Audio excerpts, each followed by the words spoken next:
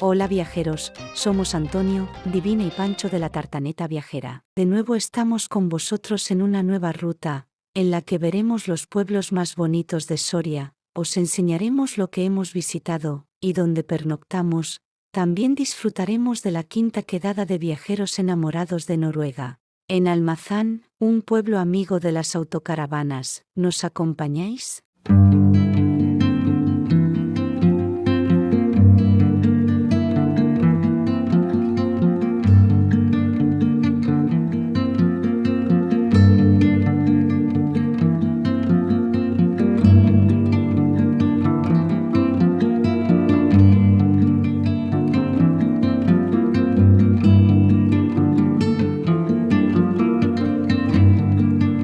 Nuestra primera parada es en el área de Medinaceli, donde visitaremos su casco histórico. Os dejamos unas vistas de Medinaceli desde el área y las coordenadas.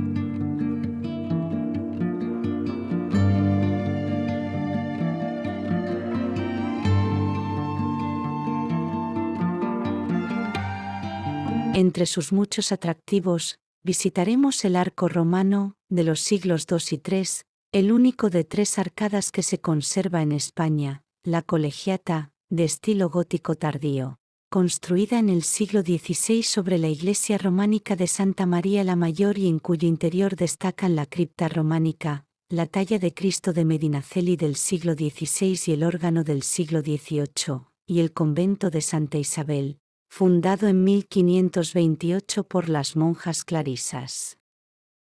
Entre los edificios civiles destacan el magnífico Palacio de los Duques de Medinaceli, del siglo XVII y reformado en el XVIII, cuyo interior alberga mosaicos romanos, y al norte, los restos de un antiguo castillo árabe.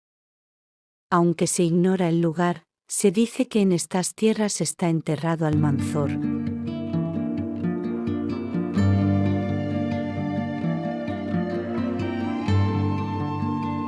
La siguiente visita es al yacimiento Museo Arqueológico de Ambrona. En el sur de la provincia de Soria, en la parte occidental, se sitúan los yacimientos paleontológicos de Torralba y Ambrona. Tras más de un siglo de investigaciones, estos son 2 yacimientos clave para el conocimiento del Paleolítico inferior europeo. Al sur de la provincia de Soria, se localiza esta pequeña población que forma parte del municipio de Miño de Medinaceli. Ambrona cuenta con un gran interés arqueológico, y está situada en un enclave de naturaleza y fauna de gran belleza.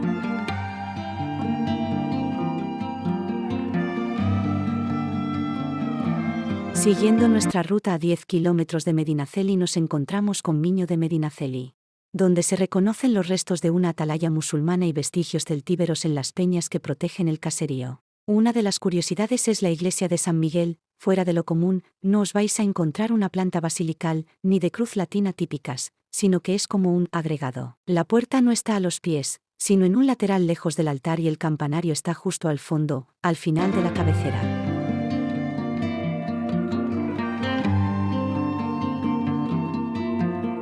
Nuestra siguiente parada es en Hielo, donde nos quedamos a comer en una zona de picnic, con mesa y una fuente al lado del río. Os dejamos las coordenadas del lugar.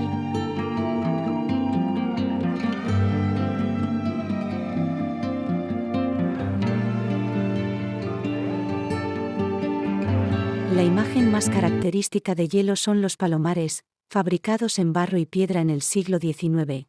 Por el término de Hielo cruza la antigua calzada romana de Medinaceli. La iglesia de la Inmaculada Concepción es un templo con planta en forma de cruz y torre con campanario en los pies. La nave, de planta rectangular, es gótica y está dividida en 3 tramos con bóvedas de crucería en terceletes. El crucero con cúpula central sobre pechinas es barroco, con arco de triunfo apuntado que da paso a la cabecera, también barroco. En su interior guarda un retablo mayor barroco y un órgano restaurado en 1981.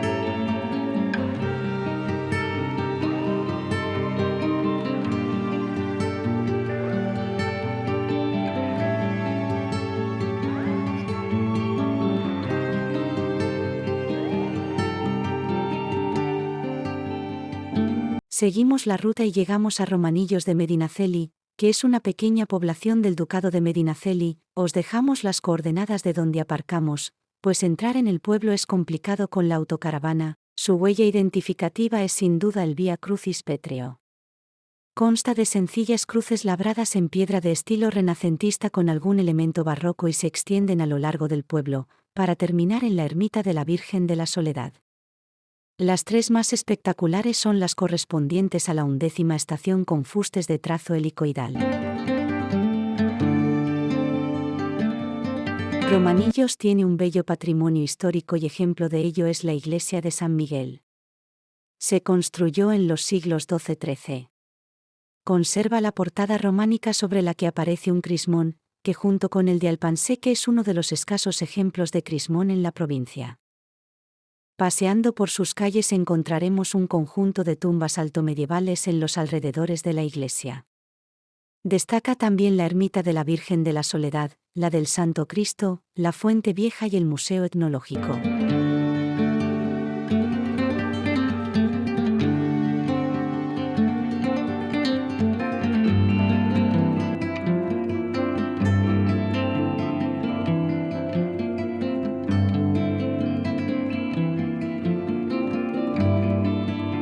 La siguiente parada es en el Castillo de Relló, que se localiza en lo alto de una peña de roca caliza ubicado en los altos de Barahona en la hoz del río Escalote.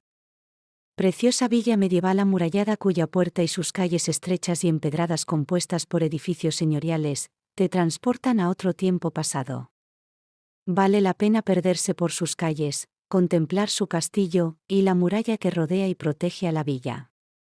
Está flanqueada con diversas torres y rematada con almenas. Procede del XII y fue reformada en el XVI. En uno de los extremos de la muralla se encuentra el Castillo de Relló. Se cree que pudo ser construido en el siglo XV, aunque algunos historiadores señalan su existencia ya en el siglo XI. En la actualidad todavía se puede apreciar los restos de la torre del homenaje, medio destruida por un rayo.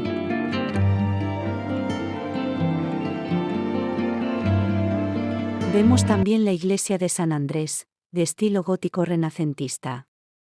La iglesia de Relló es de 1642, y permanece semi-olvidada al final de la población, donde parece que la vegetación silvestre va a hacerla desaparecer.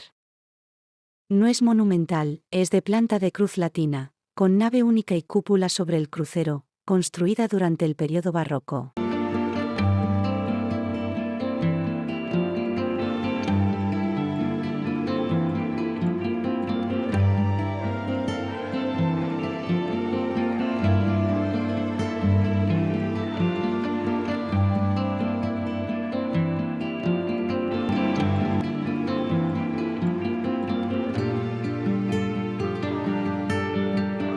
Después de pernoctar en el área gratuita de Berlanga de Duero, de la que os dejamos las coordenadas, empezamos a visitarla y os contamos qué ver.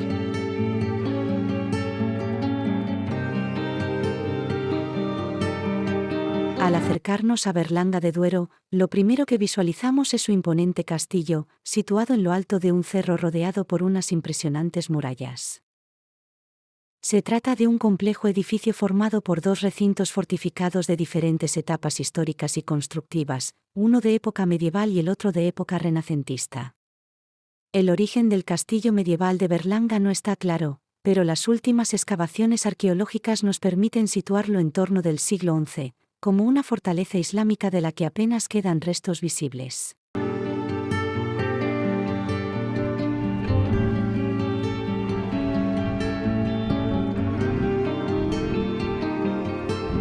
Berlanga fue conquistada por Fernando I, rey de Castilla y León, siendo repoblada sucesivamente por Alfonso VI de Castilla, quien otorgaría el título de alcalde al Cid Campeador y a Alfonso I el Batallador.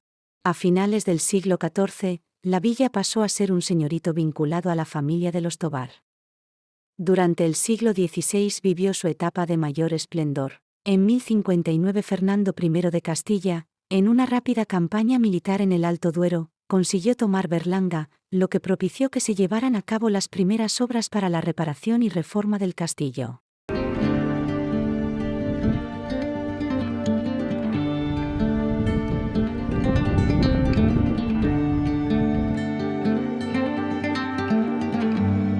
Bajo el castillo se encuentran los restos de la muralla que fue mandada levantar por Alfonso I en el siglo XII.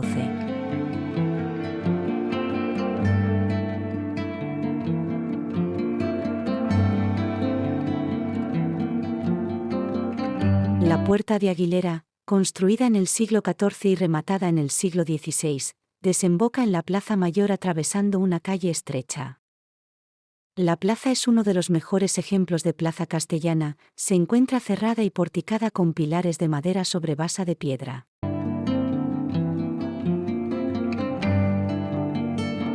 En la plaza de San Andrés, en pleno centro de la villa, se alza la Colegiata, un grandioso edificio que contrasta por su altura y monumentalidad respecto al resto de la población. Lo primero que vemos nada más entrar en el edificio, colgado de la pared, es el espectacular caimán negro que Fray Tomás trajo de las Islas Galápagos en su regreso a Berlanga. La obra de la Colegiata fue dirigida por uno de los arquitectos más importantes de la época, Juan de Rasines, y se comenzó a construir en la primera mitad del siglo XVI bajo el patrocinio de los señores de Berlanga, María de Tovar e Íñigo Fernández de Velasco. Se trata de una iglesia de 3 naves de altura similar, con una cabecera centralizada y 3 tramos de capillas más bajas entre contrafuertes. En general, las formas son sobrias, de traza renacentista, sin embargo las bóvedas de crucería corresponden al gótico, con un diseño de cuatrifolios. Cubriendo todo el espacio del ábside de la capilla mayor, se encuentra el monumental retablo barroco de estilo churrigueresco realizado en 1714. Elaborado en madera desnuda sin ningún cubrimiento y compuesto por 4 columnas salomónicas de gran tamaño, cada una labrada en un solo tronco, con una decoración vegetal de racimos de uvas. Entre las columnas se encuentran 2 grandes estatuas, San Andrés Apóstol y San Bernardino de Sena, y en el centro del retablo un gran cuadro de la Asunción de la Virgen.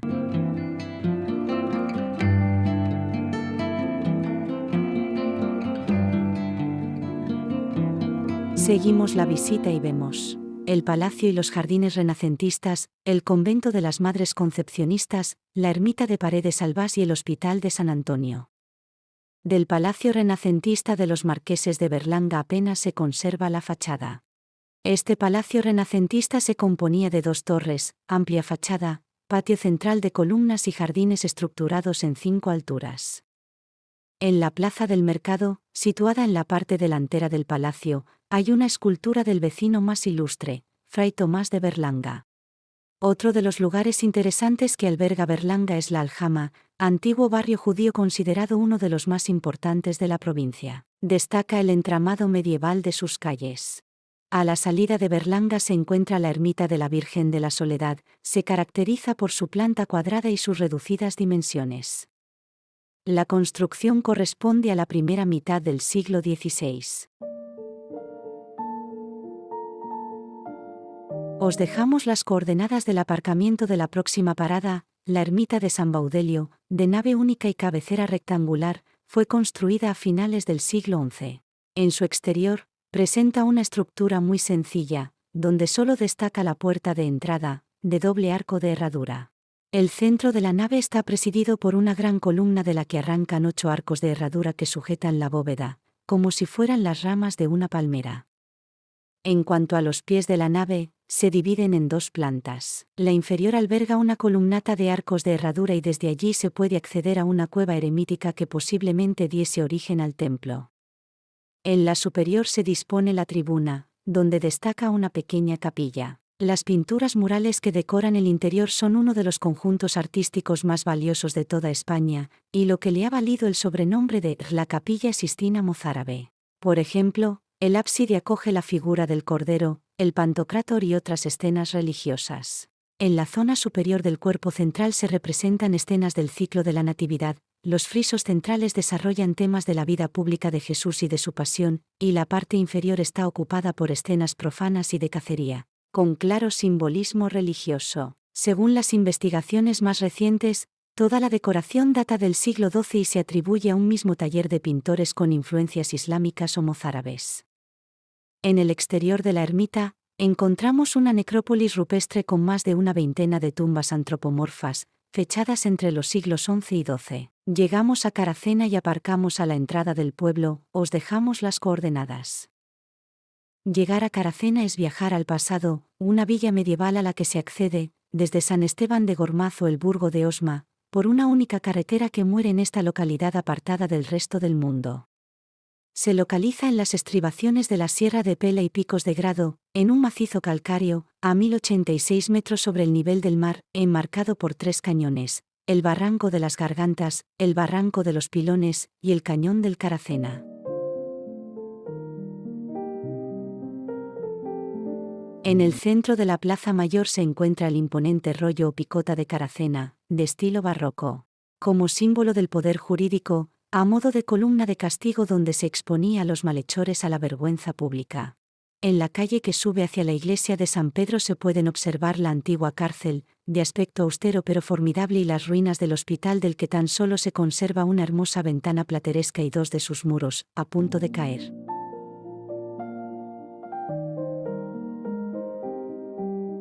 La iglesia de San Pedro de Caracena se encuentra entre las más conocidas del románico soriano, en gran parte por su magnífica galería porticada y por la escultura de capiteles y canecillos.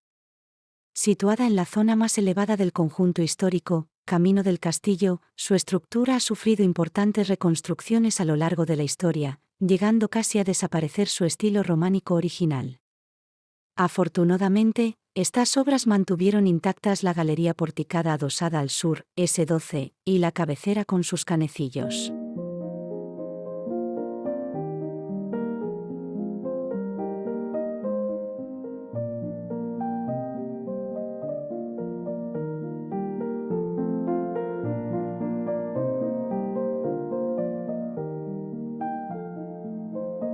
El castillo de Caracena se encuentra a 1 kilómetro al sur de la población, en un alto, entre los 2 cortados que forman el Barranco de los Pilones y el de las Gargantas, ambos desembocan en el río Caracena. Las vistas más espectaculares se obtienen desde el llano del castillo. Construido en mampostería, se aprecian claramente los restos de la construcción original, una muralla que recorre el alto entre los barrancos y que sirve a su vez de base para la posterior torre del homenaje y el muro norte del recinto interior, ambos del siglo XV. Cuenta con un doble recinto con foso artificial y un acceso en zigzag muy protegido. El recinto interior es de planta rectangular con la torre del homenaje en la esquina sureste. El exterior sigue el contorno del interior, con 10 cubos huecos con aditamentos artilleros, 2 de los cuales flanquean la entrada, no enfrentada a la interior, para dificultar el acceso en caso de asedio. Es posible apreciar aún los restos de salas abovedadas, aljibes y garitones volados.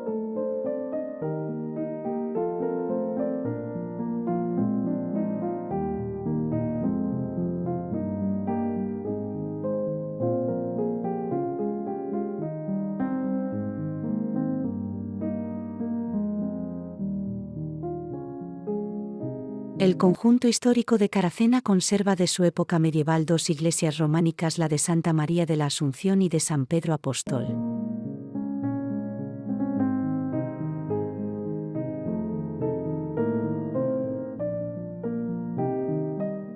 Nuestra siguiente visita es al yacimiento de Tiermes y la ermita de Nuestra Señora de Tiermes, situada sobre un yacimiento romano. Os dejamos las coordenadas. Es un edificio de planta basilical de nave única, con portada principal abierta en el muro sur, resguardada por una galería porticada, y cabecera compuesta por ábside semicircular y tramo presbiterial recto. El ábside está oculto por un retablo barroco, vemos que se cubre con bóveda de horno, y el presbiterio con cañón. El arco triunfal es de medio punto y apoya en columnas pareadas que carecen de capiteles. La iglesia poseía 2 portadas enfrentadas. La principal es la del muro sur y se compone de arco de medio punto liso, una arquivolta con bocel y una media caña decorada con frutos.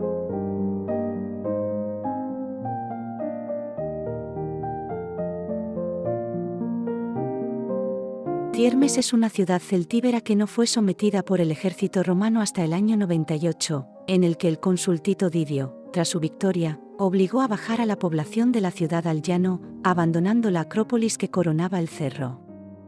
Durante los periodos visigodo e islámico, la ciudad perdió vitalidad.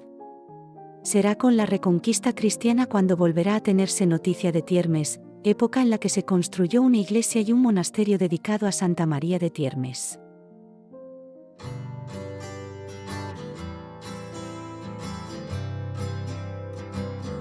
Llegamos al aparcamiento de Ayllón, del que os dejamos las coordenadas y atravesamos el arco con escudos del siglo XVI y accedemos a la zona antigua. Enseguida aparece el Palacio de los Contreras, con bellos artesonados en su interior y fachada isabelina también blasonada.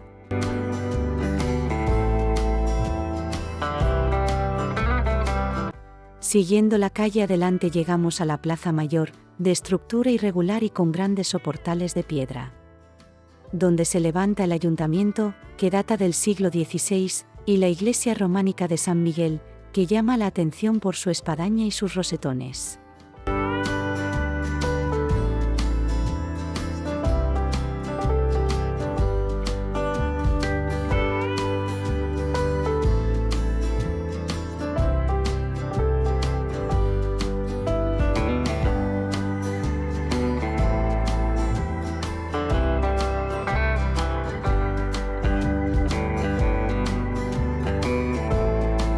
Al lado está el edificio más antiguo de la localidad, la Casa de la Torre.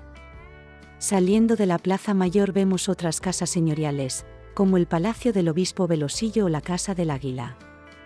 Nos acercamos a la iglesia de Santa María la Mayor para ver su majestuoso retablo, procedente del antiguo convento de San Francisco, cuyos restos se sitúan fuera de la villa amurallada. Llegamos a Aranda de Duero y pernoctamos en su área. Como siempre os dejamos las coordenadas. Nos perdemos por las calles que llevan a la Plaza Mayor como la calle Béjar o la calle Miel.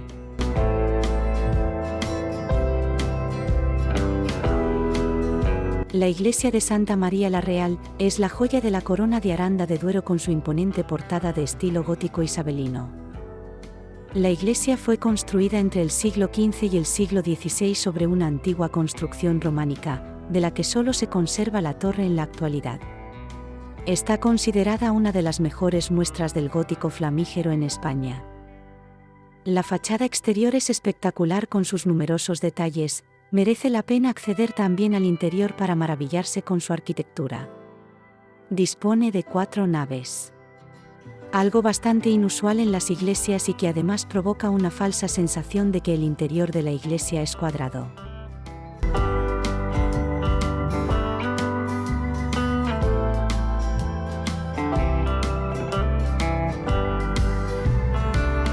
La iglesia de San Juan es un templo gótico del siglo XV, en el que destaca su portada, sus bóvedas de crucería y su retablo renacentista. Actualmente esta iglesia no tiene culto y alberga en el interior el Museo de Arte Sacro de Aranda de Duero.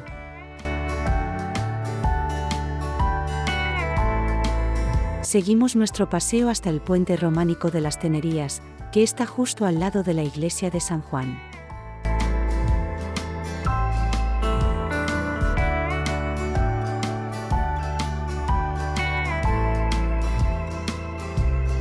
Terminamos la visita de Aranda de Duero recorriendo una de las bodegas subterráneas. Aranda de Duero tiene un vínculo histórico con el vino desde hace 2000 años. Pero es durante la Edad Media, concretamente en los siglos XII y XIII, cuando empieza a construirse una espectacular red de 7 kilómetros de bodegas y cuevas subterráneas a 13 metros de profundidad. Prácticamente cada familia contaba con una de estas bodegas debajo de su casa.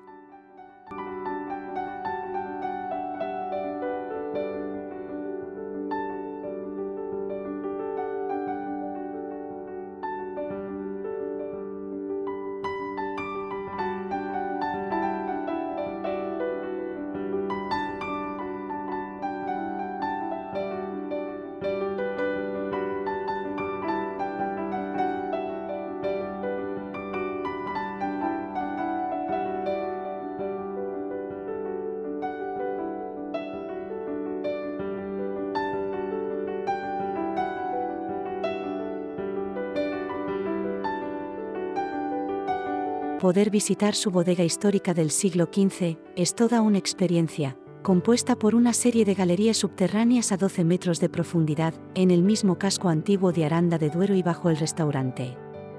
Se excavaron entre los siglos XIII y XIV, aunque el primer indicio de las bodegas de Aranda data del siglo XV. Al entrar parecía una pequeña bodega, pero nada más lejos de la realidad. Estuvimos recorriendo sus galerías más de 30 minutos, no os perdáis la visita que es gratuita.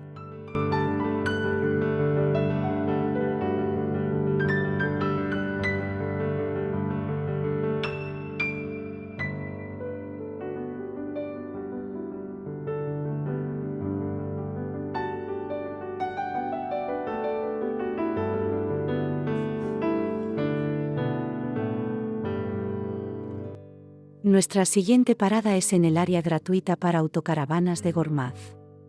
Ubicada en el aparcamiento situado entre el Ecomuseo del Molino de los Ojos y el Parque Temático del Románico, en la zona oriental del núcleo urbano de San Esteban de Gormaz. Dispone de una zona recreativa de parque, con áreas infantiles, zona de picnic y barbacoas, y con acceso directo al paseo por un entorno privilegiado como es la ribera del río Duero. El área dispone de servicios de vaciado de negras, grises, recarga de agua limpia, lavabos, y todo en malas condiciones y cerrado con candados para que no puedan ser utilizadas. Una pena, pues la zona de jardines y paseos está cuidada. La única opción es cargar agua en la fuente del molino y pernoctar en una zona tranquila, aunque lejos del pueblo. Como siempre os dejamos las coordenadas. Empezamos la visita cruzando el puente medieval del Duero, con sus 16 ojos es, sin duda, uno de los elementos que decisivamente marcó la historia de San Esteban de Gormaz, al ser uno de los pocos pasos que cruzaba el río Duero en el medievo.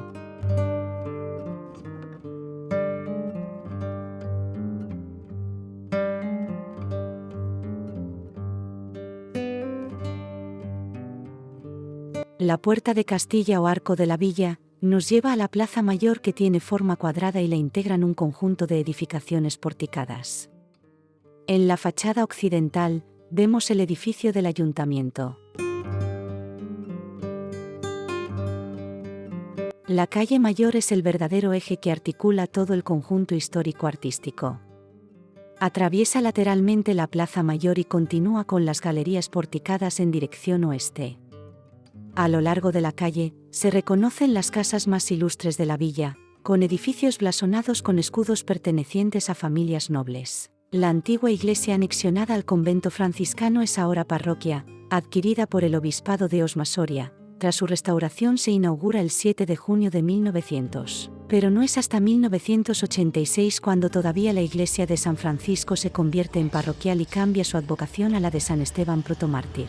En su interior, unos frescos franciscanos del siglo XVI, presbiterio y capilla sepulcral góticos, la imagen del Cristo de la Buena Dicha y la talla románica de la Virgen del Castillo.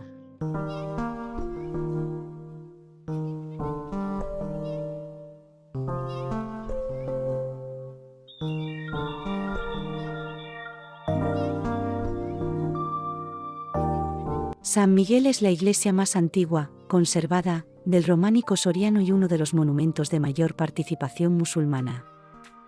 Planta de una sola nave, rematada en ábside semicircular, con presbiterio, galería a mediodía y torre. Consta de varios arcos que se apoyan en columnas cuyos capiteles se hallan decorados exóticamente. En ellos aparecen varios personajes con caftens y turbantes en diferentes escenas. En el exterior, bajo los aleros de los hastiales de la nave, destacan series de canecillos ilustrados con bolas, rollos verticales y horizontales, cabezas antropomorfas, formas cuadrangulares y nacelas. La portada se adelanta levemente en sillería sobre el paramento, enmarcada por pilastras en los flancos y tejaroz taqueado sobre canecillos con extrañas ilustraciones de cuadrúpedos, personajes itifálicos, un simio, un personaje femenino y otro que parece tañer una flauta.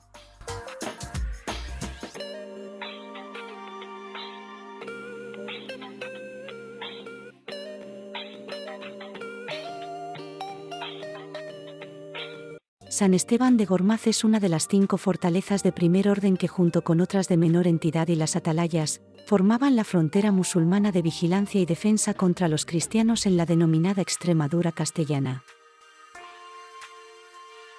Al llegar al burgo de Osma aparcamos en su área, a la entrada frente al puente, que nos lleva a un precioso conjunto de calles porticadas, hermosos rincones y edificios históricos, con un trazado medieval de un típico pueblo castellano en el que el devenir del tiempo parece haberse ralentizado, en el que se respira historia y cultura a cada paso.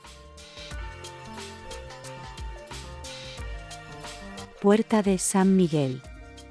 En el casco antiguo de la ciudad, se trata de una puerta por donde se atravesaba la gran muralla del municipio, muy cerca de la catedral. Pasear por sus calles es toda una experiencia, donde podemos disfrutar de monumentos tan impresionantes como la Catedral de Santa María, aunque gótica en su mayor parte, resulta un más que interesante compendio de estilos arquitectónicos culminados por la majestuosa torre barroca.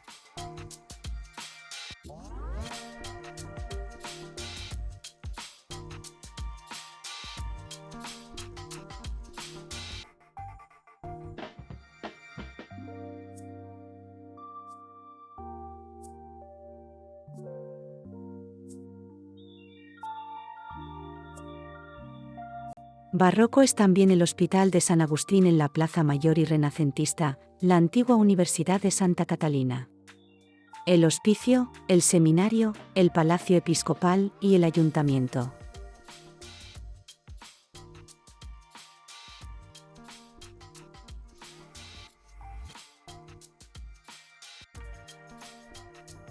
Hoy pernoctamos en el área del pequeño pueblo de Rioseco de Soria, que nos ofrece servicios de vaciado de negras, grises y recarga de agua, todo gratuito, también un lugar tranquilo para pasear y descansar que aprovechamos para visitar su iglesia. Como siempre os dejamos las coordenadas.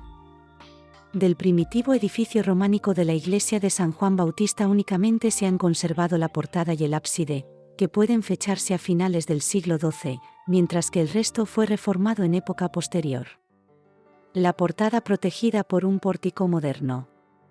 Está formada por un arco de medio punto doblado y un guardapolvo liso que apoyan sobre una línea de imposta de nacela. Llegamos a Almazán, para la quedada de viajeros enamorados de Noruega, donde gracias a que el ayuntamiento cede sus instalaciones y a que el pueblo nos recibe con cariño, nos reunimos unas 200 autocaravanas, para disfrutar de sus comercios y restaurantes, y de compañeros que ya han estado o preparan el viaje a Noruega. Un agradecimiento en especial al ayuntamiento por la atención recibida y la magnífica área de autocaravanas con todos los servicios, de la que os dejamos las coordenadas. No os perdáis la visita a este encantador pueblo de Soria.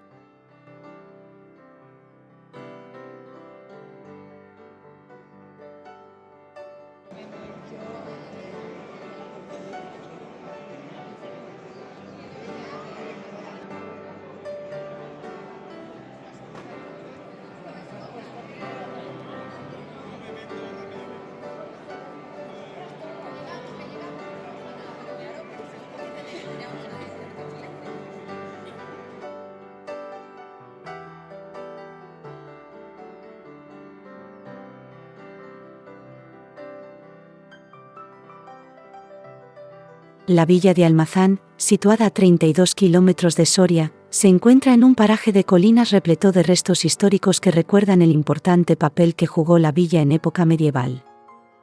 Rodeada por extraordinarias construcciones monumentales, la Plaza Mayor de Almazán se vislumbra como plaza castellana por excelencia. Aquí encontramos dos de los monumentos más importantes de la villa, el Palacio Gótico Renacentista de los Hurtado de Mendoza y la Iglesia Románica de San Miguel. El Palacio de los Altamira de estilo renacentista fue erigido por la familia Hurtado de Mendoza en los siglos XV y XVI. El palacio se alza en 2 plantas. El exterior presenta 2 fachadas renacentistas, cada cual más esplendorosa. Una de estas fachadas cierra uno de los lados de la Plaza Mayor, formando ángulo con la iglesia de San Miguel. La iglesia de San Miguel, románica del siglo XII, el templo es el resultado de una miscelánea de estilos. Adosada al templo se ubica una torreta, que alberga en su interior una peculiar escalera de caracol. Sorprende el abovedamiento del crucero, con rara cúpula nervada de influencia musulmana, formada por nervios que parten pareados, dejando en el centro un octógono base de la linterna y dibujando una estrella de 8 puntas.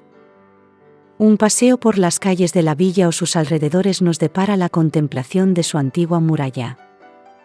Tanto la Puerta de Herreros como la de la villa, situadas a saliente, presentan torreones cilíndricos flanqueándolas, no así la del mercado, a poniente, con torres prismáticas de marcada tradición árabe.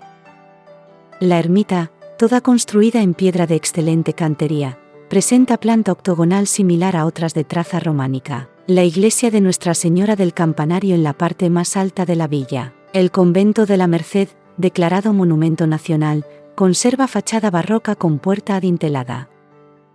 La iglesia de San Pedro, templo de amplias proporciones levantado a finales del siglo XVII, fruto de la unión de las parroquias medievales de San Pedro, San Pablo y San Andrés. Destaca en el interior el retablo mayor, realizado en 1778 por Félix Malo, entallador de Calatayud. Os esperamos en el siguiente capítulo, en el que terminaremos el recorrido por los pueblos más bonitos de Soria. No olvidéis suscribiros si os gusta viajar en autocaravana.